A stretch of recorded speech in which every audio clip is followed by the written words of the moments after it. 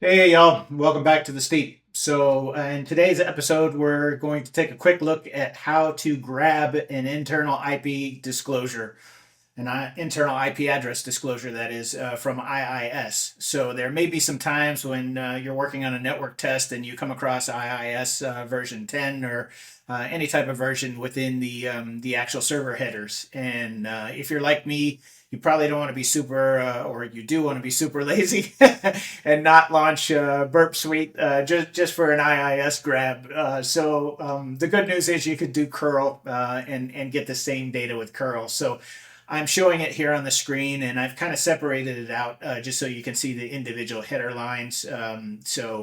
The last thing we're going to do is pass it the -I as well. Now the curl -K at the top is just to ignore the certificate in case there's a certificate mismatch or an issue there.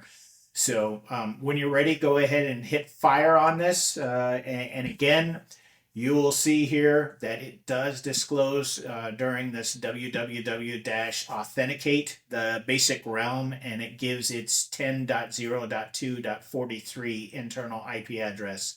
So good news. Anyhow, that was short and sweet and to the point, but hit me up in the comments if you have any questions or if you need any assistance.